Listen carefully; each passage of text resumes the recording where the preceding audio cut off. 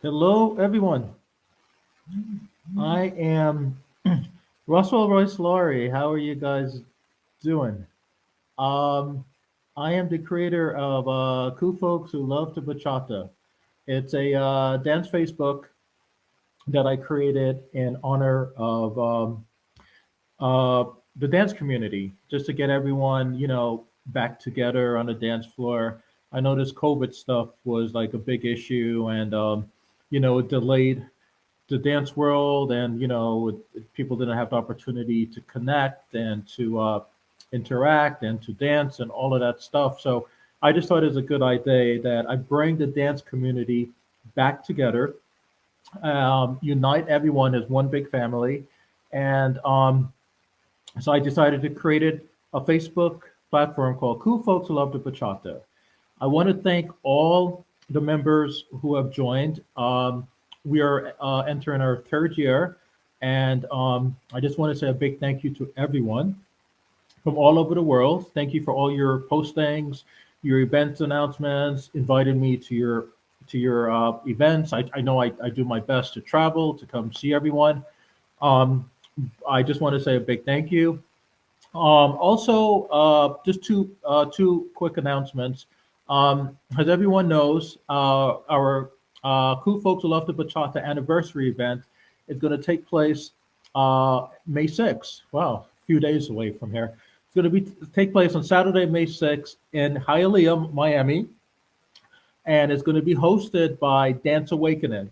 Dance Awakening has been one of the dance schools that I've attended when I lived in Miami, and they kind of like helped me, get back on the dance floor by teaching me, basic bachata steps and just helping me like, get up to date with everything after the COVID. So, I just want to let them know thank you for all you guys have done, and I'm very proud and honored of what Dance Awakening is doing. They are growing the dance community very, very, very, very broadly and in a positive way, not only in Miami but around the world. And I just want to say thank you to everyone at Dance Awakening, and I look forward to seeing you guys on May 6th. And I'm looking forward to seeing as many members from Cool Folks at the event. I know everyone cannot make it to Miami, so it's all good. But my good friend, who I'm going to interview today, Dola, he's going to have his World Dance Festival also on May 6th. He's going to have it up north, up in Baltimore. And I had the opportunity to have met Dola about a year and a half ago. And he's a very sincere, honest, and professional person. And he's a good guy. As soon as I met him on day one, I just felt, I can open up to him, I can confide in him, I can trust him. He's very loyal. He's very, he's a good guy. He has good energy and very positive. So I asked him if he could do an interview with me. He's in Washington D.C., but I'm still here in Atlanta, and he is willing and very kind enough to to speak with me and to speak with everyone. Okay, so I appreciate him. Oh, and one before I bring him on, I just want to say, um, everyone who's planning to attend Dola's event, if you're a Cool Folks Who Love the Bachata member and you have not uh, purchased tickets yet, yeah, please let Dola or who's ever doing the ticket stuff, let them know you're part of Cool Folks Who Love the Bachata, because Dola is giving every member from Cool Folks a discount. So Dola, thank you for doing that. All right. I'm going to bring on Dola, and I'm beginning this interview process this summer. I'm trying to do it at least once a week. For so if anyone wants to meet with me, talk with me, go live for a few minutes. It's very casual, it's very laid back. It's not for publicity, it's not for money. It's just just to bring everyone in the dance community back together again. So please IM me, let me know, and we can hook up. We can talk, and and the dance world can know a little bit more about you and maybe one of your big events that's coming up this summer. Okay, so without talking much more like I normally do, I'm gonna bring on Dola. Okay, so uh, Dola, you want to come in? Hello. Hi Hi, Ross, how you Dola. doing? How are you? I'm good. How you doing? I am honestly, I am tired, bro. I am tired. I've been, I'm packing, I'm packing to come back up north for the summer. I'm still in Georgia. I'm here hanging out. I've been here for almost 6 months. I don't want to come Wow. back. I don't want to come Wow. back to New Jersey because I love it here so much. The people are friendly. The food is good. I love Caribbean and Indian food. I've been eating curry me up every day. Wow. They love seeing me. Every day I go to curry me up restaurant down the street. They're like, it's Roswell, the guy from New Jersey. Give him more curry. I love it. So dance community is great and I love it, but I got to go back this summer to see my parents and stuff. So I'm packing, and I'm going to Miami in a couple of days. Okay. Dola, I Yes. just gave like a wonderful intro about you, which is all true. You Thank know, you. you're a good man, and I told everyone a few minutes ago that I thank you for offering to give everyone from Cool Folk to Love the Bachata discounts for coming to your event in a couple weeks. Now, Yes. I know you can't come to our event, the Bachata anniversary event in Miami, Yes. but I always encourage people that if they can't come to my event in Miami, the anniversary stuff, please go to Dola's event. Okay. Thank Because you. Thank you. I'm just not saying that for publicity or because it's May 6th and people don't want to travel down south. I'm saying that because you are a good-natured man. I've got the opportunity to know you. I don't know you that well, but based upon what I know about you, you're cool, you're loyal, and you're very ethical. Okay, Thank you. you're very open and trustworthy, and like you see both sides of a story. You see the negative and the positive, and you're like a dad figure, like a daddy figure. So and I respect that. I respect that. Thank you. Especially I'm kind of new in this industry, and I'm kind of new with this interview stuff. So Yeah. I'm happy to bring you on. I know you have to go. Soon. You don't have that much time to spend, but Yeah. first of all, tell everyone about the WDF hat. I love that hat. Well, people know me in the scene that I'm like a kind of walking billboard. So whatever I wear every day, I must have something with my event on it. If it's salsa on the ground, my t-shirts, shoes, and the hat is designed to be like an icebreaker. So when people see it, they ask the question, "What is WDF?" And obviously the description is there, and then I can use that as an opportunity to talk about the event. So the whole idea is, something to break ice with people and talk about the World Dance Festival, which is coming up May 4 to 7, which is the weekend after at the Hilton in Baltimore. It's a 4-day event. And what we do there is have an experience, the World Dance Experience. It's a 4-day experience of workshops, performances, and social dancing at night till about 6 o'clock in the morning with multiple ballrooms for different genres.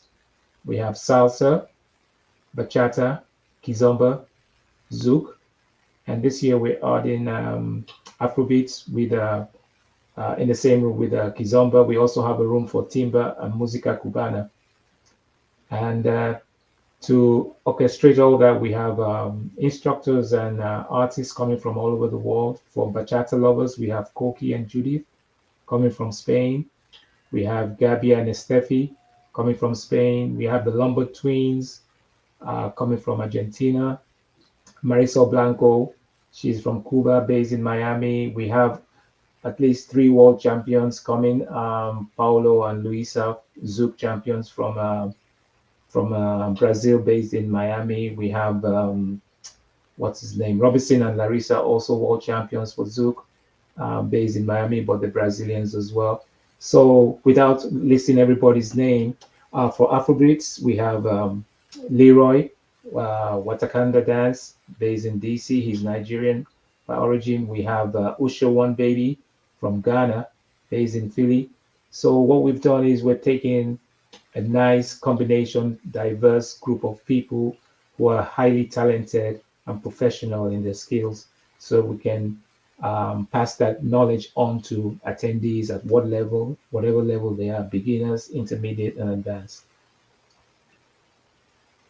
Um, as you talk, I'm just kind of curious about something because I don't know how it's normally done. I can imagine.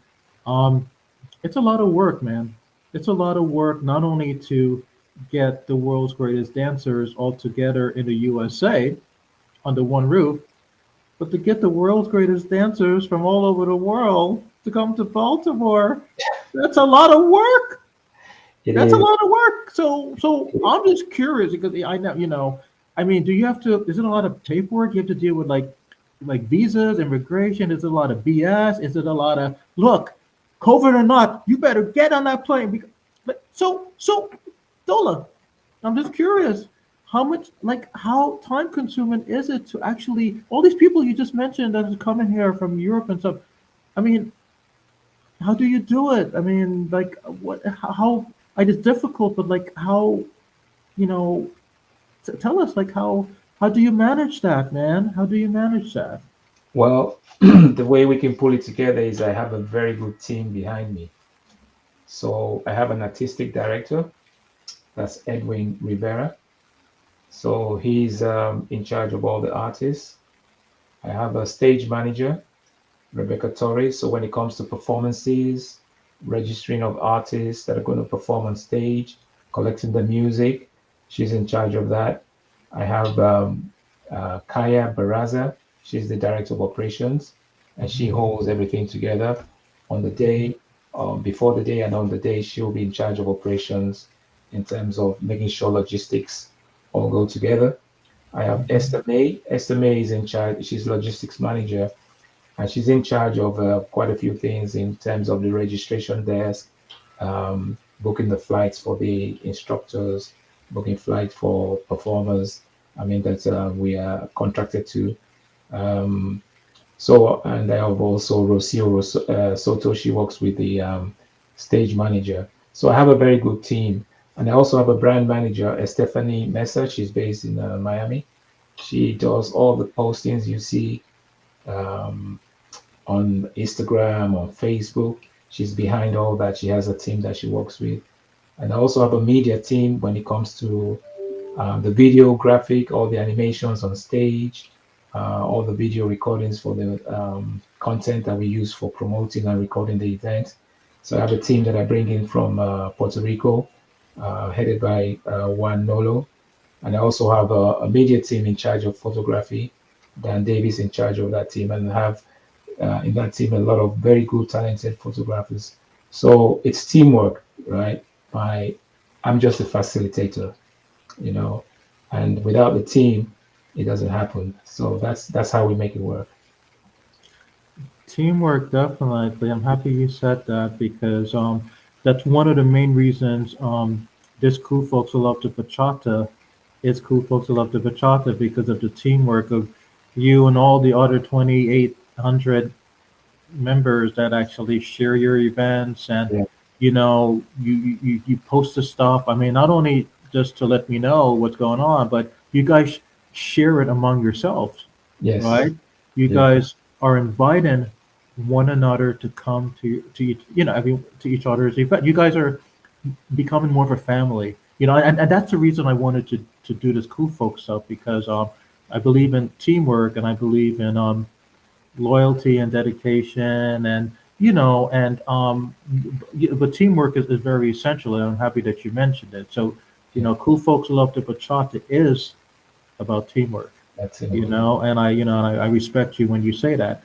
I want to say the day after the events are over, like when you sit back, you look back maybe on a Monday night, Tuesday night, and wow, wow, wow, wow, you say to yourself, look what I did or look what we did. I mean, like, For someone like me, someone like me, like when I take an exam in school, 'cause I'm working on a doctoral program, whenever I make it to the next level in my dissertation, I look back and I'm like, I knew I was going to do it. Hell yeah, I know.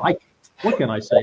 No, but I mean, like, you can't take all the credit because you just said a couple seconds ago it's teamwork, but below, deep down inside, you have to, you know, be like, yeah, like the photo view, that when you like, you're jumping like you're trying to reach for the star or something. I like that, that photo profile of you. So, Ah, and I think I shared it during around your birthday time. But tell me, how do you feel? I mean, not only in personally, but do you feel that you made a difference in someone's life? You accomplished something. You're like, it was worth staying up until 5 a.m. every morning and making sure everything is okay and stuff. How do you feel about the night after?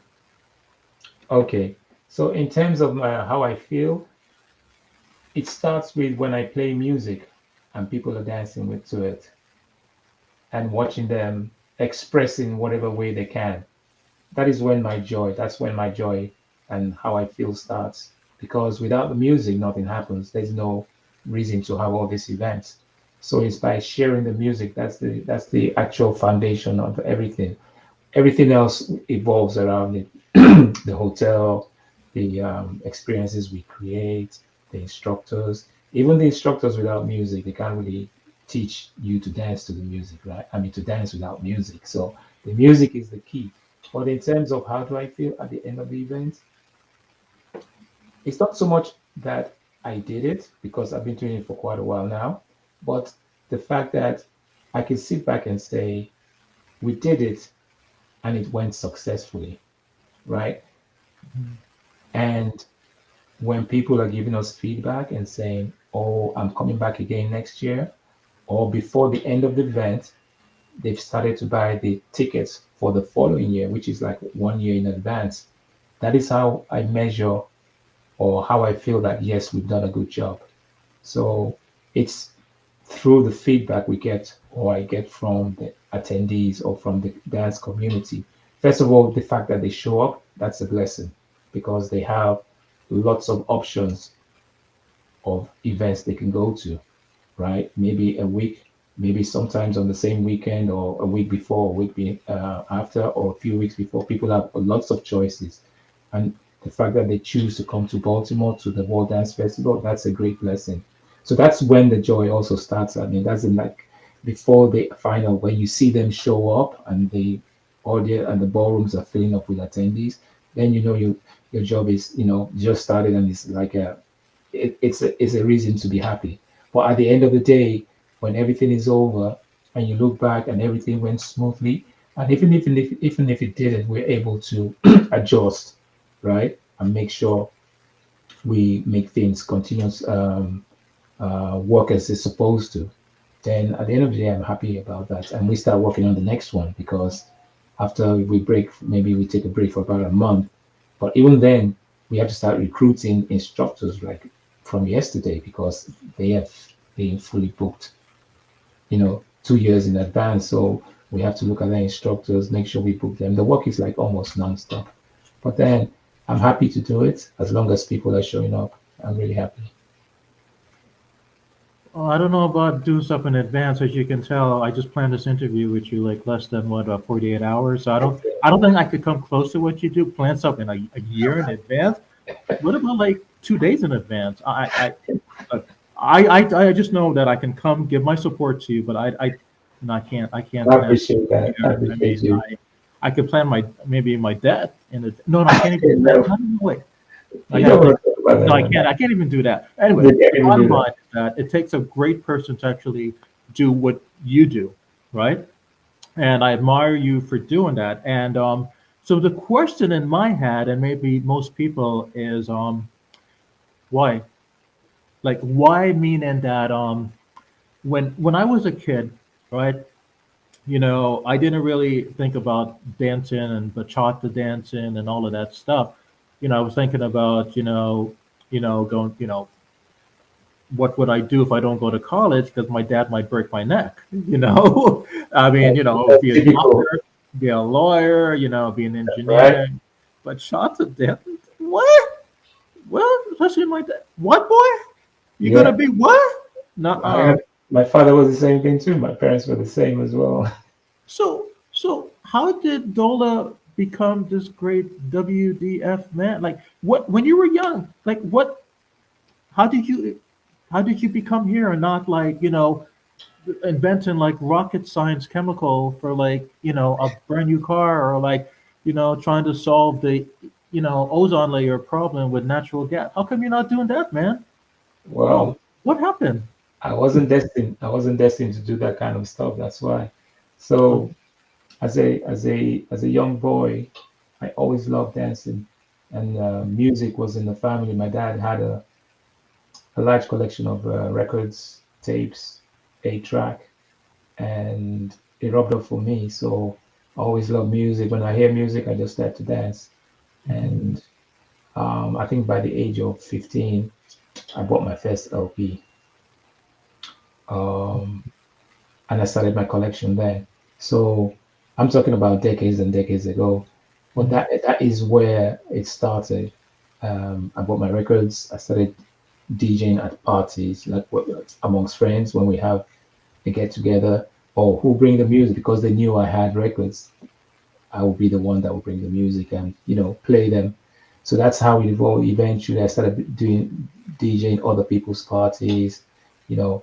So it was just like a natural progression. The love and passion for music was inbred, and then um, I started hosting events, you know, from events in England because I was born in England, you know, and I had events in England, in Nigeria too. So when I eventually came here, I just started an event in England, like in '97. It was a salsa event, very similar to my salsa on the ground event. And then I did it for about a year and a half, and I migrated here to the States. Um, but in my mind, I knew that I wanted to do something bigger than just small events. It was when I went to my first congress, which was the New York. No, I think that was the second one. There was one in DC before that in 1999 that was hosted by a very good friend of mine, Wendell Robinson. So that kind of opened my mind or my mhm, eyes to see how big an event could be when it comes to salsa dancing. And then I went to the New York Congress in 2004 for the first time. And it was like, wow. So that was always in my mind that one day I'm going to have an event like this. So the rest is history. The opportunity came. And then, but before that, I'd been hosting my salsa on the ground events. I've been DJing in different venues here in the US, around different countries globally. So when the event came, I mean, the opportunity came for the event in Baltimore, I didn't hesitate in jumping on it. And that's how it's evolved. And that was about 2016. And it's evolved from what we call the Baltimore Salsa Bachata Congress to what we now called the World Dance Festival. After 10 years of that, I decided to rebrand it so that we can include more genres of dance like Afrobeats, or if we wanted to go down the tango or hustle, kind of, we can easily incorporate them because the previous name kind of told people it was only salsa bachata, even though we did more genres than that. So that's how I got to the World Dance Festival. That's great, man. That's great. I know when we were talking this week, you were telling me about like all the places you traveled and places that you've been. I mean, and in my head, I keep saying you should write a book and publish it, or it could be the next like dissertation, PhD. Actually, no. Wait a minute. That is a dissertation. Not only That's some hard people work. travel. That's a dissertation. You travel. You lived experience. That's better than a PhD, man. I mean, you To me, lived that's hard work. experience. That's hard work for me, writing stuff like that. So the places that you travel to, I mean, like, what is your like one of your greatest like memory of someplace that you've been, and how did it? impact you, and how did you impact them? Like I know when I travel, and it's just popping up, going to an event, giving someone a hug, and say, "It's me, Roswell. Don't you remember? Don't you know me?" But your traveling is different from mine. Yours is more professional, more down to earth, more, "Hey, I'm gonna make a difference, and I'm gonna, leave a good feeling when I walk out of there." So all of these places that you've been to, if you don't mind me asking, like what's your, I can't say your favorite place because some people they might be like, what, you love my country? No, so I can ask you this question though: which place that you've been to you feel that you impacted a lot or you contributed the most, and it was like you took that with you, you took that feeling with you, and you still feel it right Yeah. now. Is that a fair question? Yes, it is.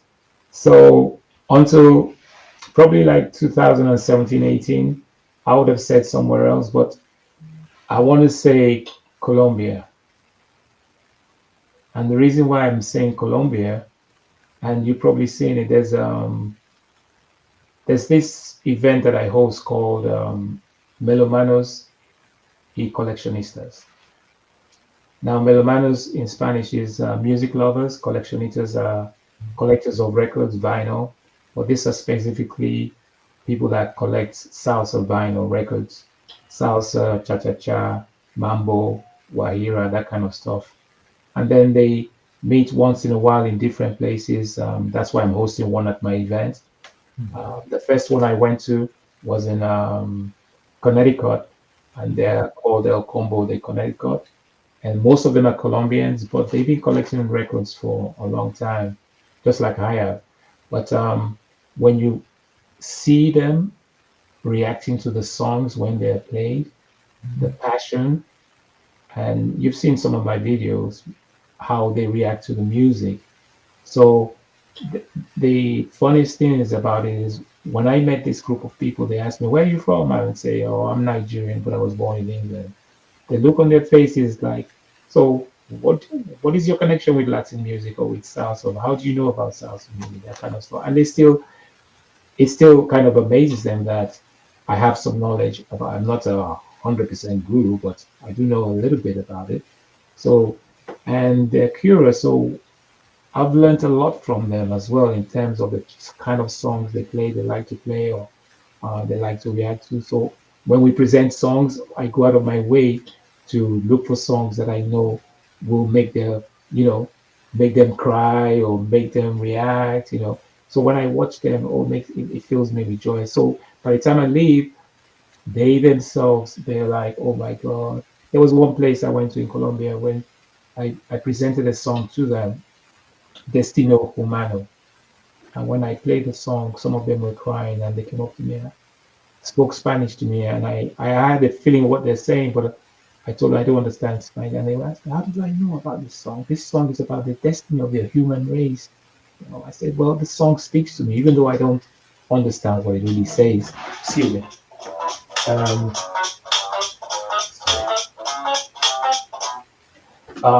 Sorry about that. So I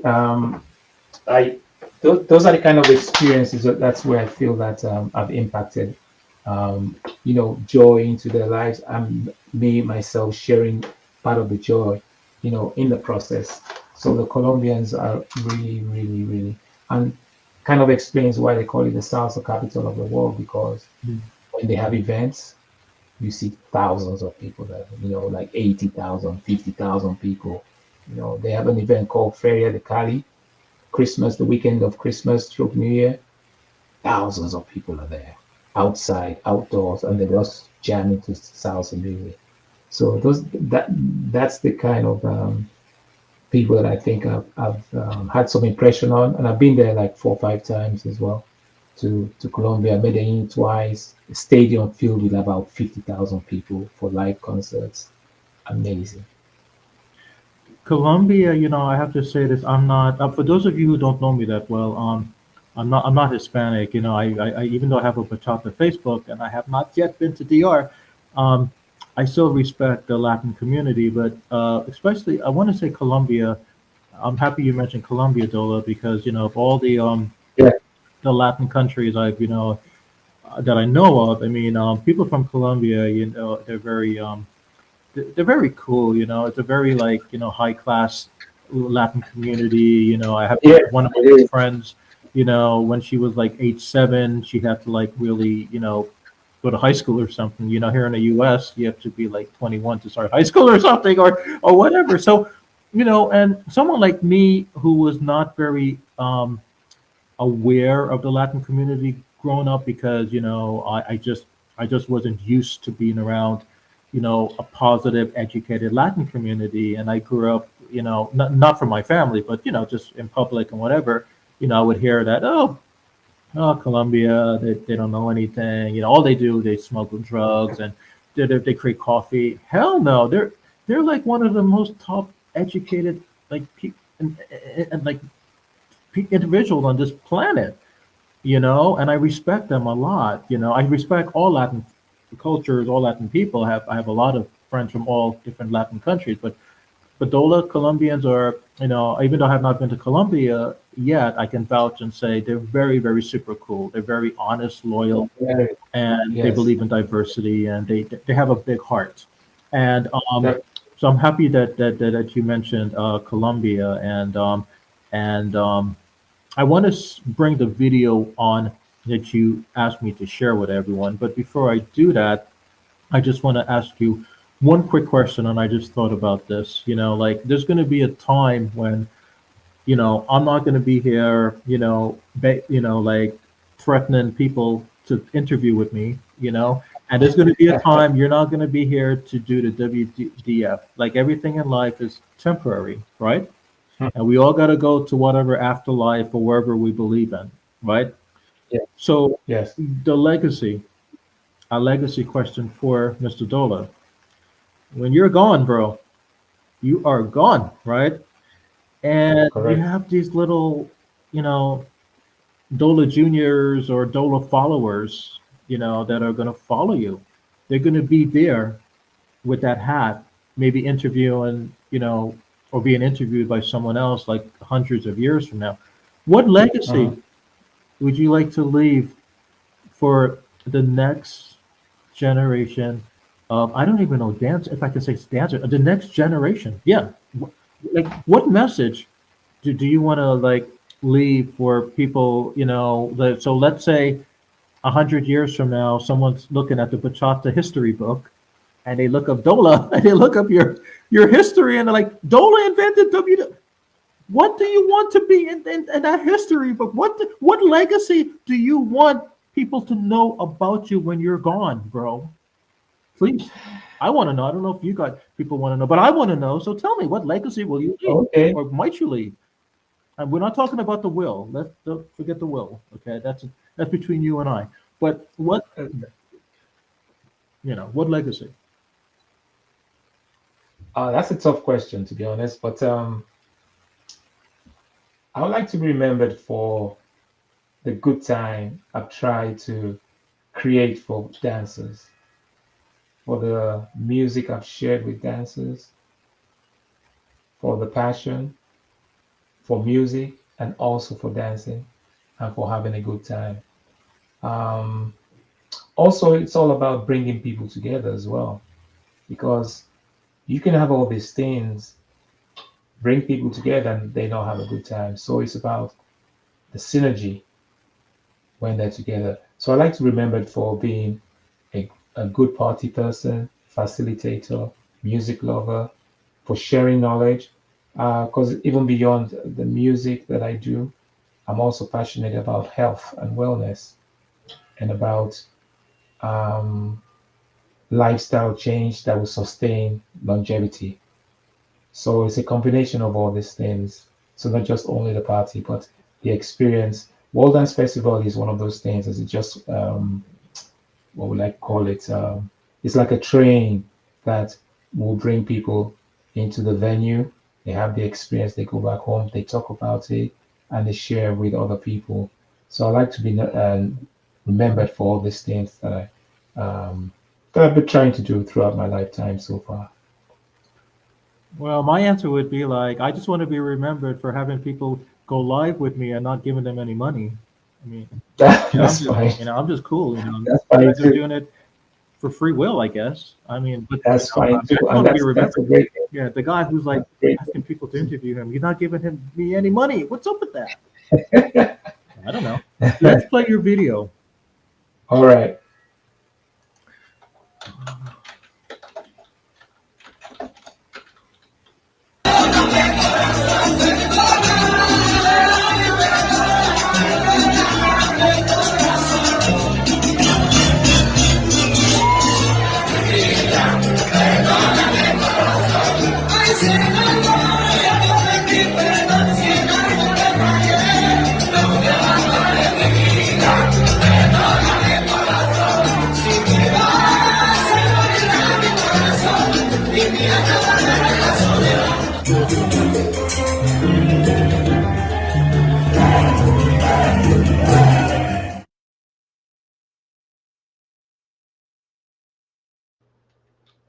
Reason. That was you, right? I just want to make sure. Jumping around. Yes. Oh, bro, you stay in shape. You said, no wonder you're so slim. Those were the Colombians in the background. Those were they were just like that's how they roll with the music. They know the words, they know where the breaks are, they know all the instruments. So they animate everything there, So 100%. I'm just curious, like, and I think I know the answer, but I'll still ask you anyway. What encouraged you to do that video? Like, what was going on in your head, man, when you said you got to put that together and you want that to be the scene and you want, like, what message? Let me even ask you this: what message did you want people to obtain that's looking at this? Like, you know, what's a message that you would appreciate people to obtain or learn from?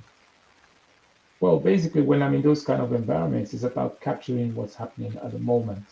So, and obviously, those videos can be used to promote future events and to, share the information about what's going on in those events. So, um, when those videos are captured, they're not acting out, it's what's happening in real time. And I just save them so whenever I can use them in the future, the videos are available. And this is one of the situations now. Um, when I'm trying to invite them to come to this event for this year, that video is targeted towards the collectors and the especially the collectors because when they see that they remember what happened in the maybe a year ago or 2 years ago when we in the same venue, and that will attract them to come to the event. So that was the intention of capturing those events. Okay, okay, I know it takes a lot of time and energy and commitment to, to produce that and to teamwork. Okay, your magic word, teamwork. But, Not only a yeah. Dola thing, it's a teamwork. So it makes me think that, like, are you in a process of doing more projects like that, similar projects coming up? Like, do you want to build on that and maybe target or maybe um, just maybe do something from a similar country or so? Like, how is this? By you looking at what you just looked at, and like, what does this tell you is the next step, or what would you like? How? What would be the next step for you? Um, the first plan is to make sure this event can run very smoothly, right? From year to year, because I don't want to hurry and um, try to do too many events at the same time, but at the meantime, not have one that is working properly. Then once that is locked down well, then I can start looking at other venues or like an offshoot of the World Dance Festival. And the whole idea of having the World Dance Festival named the way it is that it allows you to have one in a different location at any point in time. So the first goal is to make sure this one runs smoothly, and then I can start looking at other, you know, other forms of it. Okay, okay. With that question, it leads me into the next question. Summer's coming up. Yes, I think it's coming up. Yeah, it's coming up. It's it's around the corner. yeah, it's kind of cold. But I mean, Atlanta. That's the thing about Georgia in general. Not only Atlanta. Like, I've been here for a few months, and it's raining, raining, raining, raining. Which it's okay. Because God said, "Let there be water, so plants can grow." You know, Yes. and I can get a hair wash. You know, plain rain. But but the weather is kind of up and down here, cold, hot, cold, hot. But I still like it. So after the WDF is over, is there like maybe a continuation of a tiny, tiny, tiny, tiny, tiny WDF coming up this summer, or is there like a big event or something? That you know, or are you just taking a summer off? You going to Colombia? Or what? Are you coming? Are you coming to Uh, Atlanta here to hang out with me? no, What are your plans? it's not that easy. It's not that easy. You know, running multiple um, events. First of all, you have to look at your landscape in your region Mhm. because, for instance, in DC, we have probably about 9 or 10 festivals or congresses that run throughout the year. So you have to look at the gaps in between to see that because if you're running too many, if you run an event too frequently, you're going to clash with some other events, not only those within your region, but you have to look at all the well-established events that the dancing tend to go to, like Chicago, Mhm. Toronto, Houston, Miami. You have to look at all those events. Miami has an event that's very close to mine, like I think we share. Sometimes we run on the same weekend, like Miami Salsa Congress. So if I'm going to do another event in the summer, we have in DC, we have the Capital Congress, Mhm. we have DCDX, we have Sawa Sawa, So obviously, um, attendance, you have to look at attendance because the dancing, even though it's huge, at the same time, if you want your event to be very successful, you can't run it back to back with other events. So um, for this summer, definitely not because number one, the logistics of recruiting. A lot of the artists tend to get booked out now 2 years in advance. So finding very good talent, that would draw attendees to your event is not easy. So it takes a while to plan. I mean, recruiting itself or hiring instructors takes sometimes up to 4, 5, 6 months just to nail down all your instructors because you contact them before they respond because they're busy going from one event to the other, before they can check their calendar, before you can lock them down. It takes a long time. So for now, it's just going to be this event, the one in the Baltimore for now. Just listening to you talk, I feel tired because I can just tell in your voice, it's a lot of work you're doing. I can just tell. I mean, all I do is just sit here and just like ask people personal questions live on Facebook, and then they get mad at me for asking. But so how do you keep your head above water? Like, how do you? I mean, like, how do you not get burnt out? I mean, how do you still remain to be civil and normal and live a normal life? Like, how do you manage? I mean, you're doing this not only because of the business. I know you're doing all this stuff because of your heart. You're a good man, and I know that. But how does Dola have time for him? Like, how do you have a life to like go to the park, go to the beach, go to a baseball game on Sundays, have dinner with the How do you manage to still live a normal life, even though people are dependent on you in the dance world, and you're going to give more than people expect? How do you still manage, man, to live a normal life? Well, the word normal is relative, really. So it depends on. I'm a night owl, right? And I think I thrive on very little sleep. So, and I think also my disposition is more of a relaxed person. So where some other people will freak out because they're being called by or being called left, right, and center, I tend to be more relaxed in that kind of situation. But if I couldn't do it, I wouldn't do it, Mhm. right? So I think that's the bottom line. when it comes to in between, I have time to do, when I go to an event, for me, that's like hanging out, right? So I don't have to stay away from this to say, oh, I want to just go chill or anything. No. Um, I do have the opportunity to travel with my family as well. So um, it's not as bad as you think it is from looking outside in. Well, the reason I'm smiling is because I'm thinking like, what would I do if I was in your shoe? And I'm the type of guy, I'll get tickets to go somewhere, I'll travel somewhere to go to an event and whatever. And then the night before, if I'm like, oh no, I didn't have my Cheerios, I didn't have my potassium, or yeah, but my afro is like greasy. I'm not going. I'm not care who's Are with you it. I don't serious? care if she's married or not. I ain't Well, going. we're definitely opposites then. But you do it. You're the type of guy like you know, you do it. You don't care. I'd Whether rather jump on it and go. if you're dying or if you have COVID. Well, I don't know. I don't know. Maybe if you have COVID, oh, well, put a mask on. I'm still gonna do it because I'm Dola. People are waiting for me. I'm like, I ain't getting COVID again. I got it 6 times. 6 times? No, you didn't. Yeah, 6 times. You got it 6 times? No, Yeah, you no, no, didn't. no. Okay, okay, okay. Well, the first time I got it, oh God, no, everyone knows my medical history. Oh boy, everyone knows I'm sick. Okay, no, no, I was sick. I came back from Texas. Right, I was supposed to go back to Texas, and then it's the same year COVID came, the same time COVID came out, and then I never made it back on a plane because I was sick with COVID, the first strain, and then I was, 4 months bed rest, whatever, and then Mhm. lost my hearing, lost everything, blah blah blah, and then I forced myself to go dance with people, even though I know I wasn't fully, that they might give me it again, and I got it from, again, and then I traveled again, and I got it like 3, 4. I never got the booster until I finally got the booster, and the booster didn't work, so I got sick on Okay. a fifth time. Then the sixth time I got it is just because. No, wait, that wasn't COVID. I'm sorry. No, that was sorry.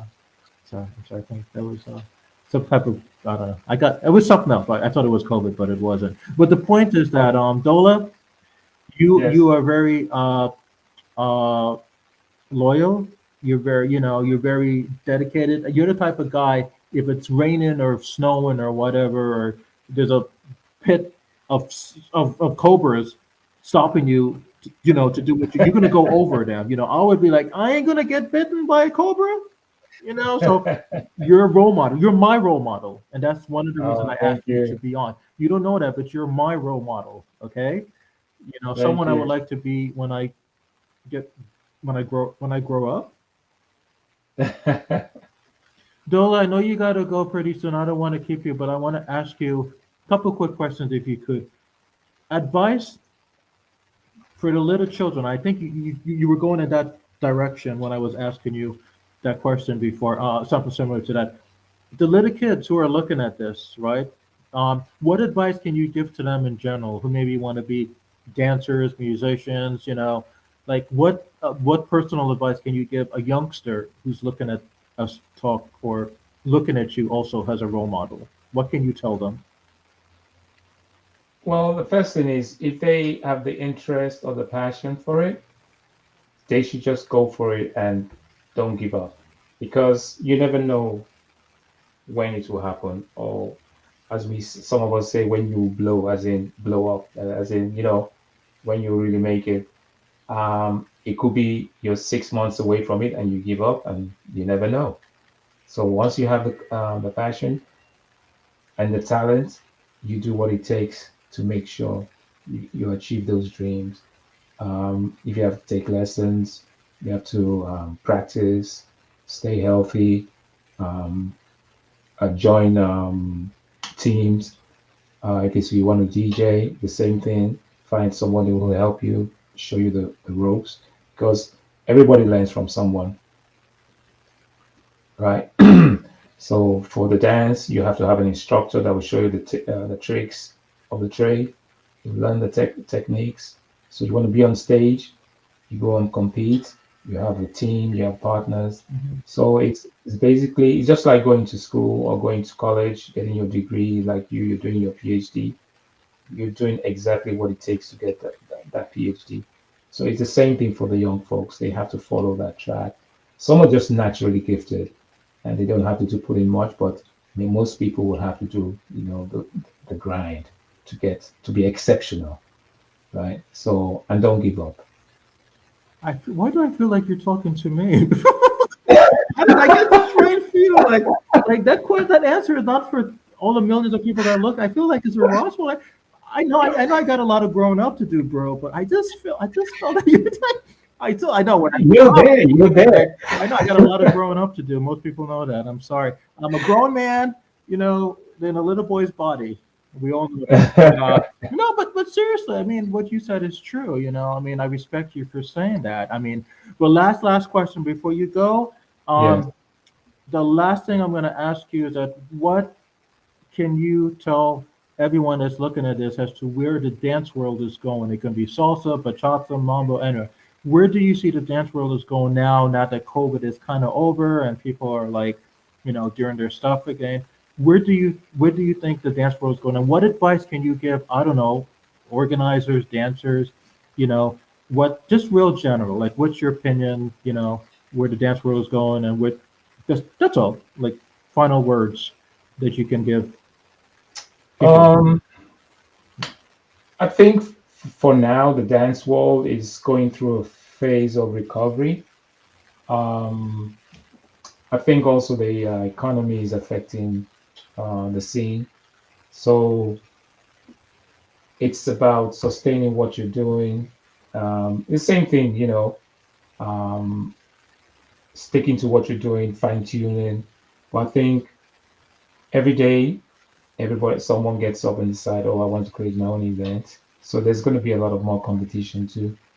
A lot Mm. more competition, yeah, a lot more. Because I mean, just like I have the World Dance Festival, there's nothing stopping anybody else from creating their own event. And I do see a lot of events coming up every day. So there's room for everybody, and attendees will follow those who give good quality, the good experience. You know, the whole idea is to make sure when you capture your audience, they want to come back from year to year. So, what is it that you're offering them? What is the value? What is the experience? What is it that will make them say, wow, if I go to any event in any year, it's the World Dance Festival that I want is going to be my number one choice. So, because everybody has a budget for this event, they all have budgets, and how they divvy that budget up and decide which of the events they want to go to, if it's 2 or 3 out of the year, you want to make sure that yours is one of them. So, in terms of where the industry is going, it's going to be very competitive. You know what my mom once told me, I'll tell you this real quickly before you go. When I used to work in television. Mhm. That was my first job. I used to do television production in New York. And my mom first told me that there's a lot of competition, son. You have to deal with this person, that. Yeah. And then I said, Mom, if I'm good at what I do, then there is no competition. Mhm. If I'm just me, I'm not pretending to be somebody else. And then Yes. people see me as me. Yeah. I don't have to go to them. They come to me. That's true.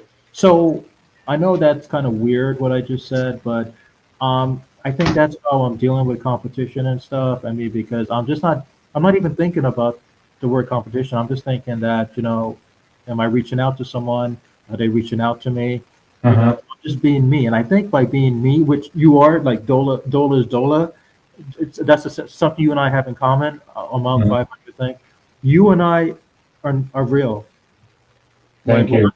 we're not. I mean, I, I can vouch for this. We are not pretending to be someone else that we're not, and I think that's the reason people come back to us over and over and over and over because we are who we are. Mm. More you than me. I mean, you're. Ah, You. That's the reason. I mean, first thing I notice and I can see through people. Like you're one of those people because you are you. I can see why people come to you. So you don't need to go to them; they come to you naturally. thank you. Now, I know you got to go. Okay, I know you got a hot date. I don't know with who, but Ah, we'll talk I have about another call. I got a hot Dola. Who got a hot date? I have another. I have WDF, another Zoom call. AWF, FWD. I don't my know. my No, team, no. my team is waiting for me, so I have another team meeting. Like the final one My before the event. my friend, thank you so much for joining me live, and you're more than welcome. You know, to go live with me again when you want to. Thank you for being a member of Club Folks Love to Bachata. Thank you for having everyone give them discounts for coming to your stuff. I'm sorry you can't make it to our event, but in my heart, I know you're going to be there spiritually, and you're going to be there in Miami with me in my heart. Thank you very much, Roswell, and happy anniversary for cool folks who love bachata. I'm sure one day I'll be able to attend that event. I really appreciate you hosting this talk, and it's now, I think it's a year when we first met at the Baltimore Salsa Bachata Congress last year. So I appreciate your friendship and thank you for this opportunity.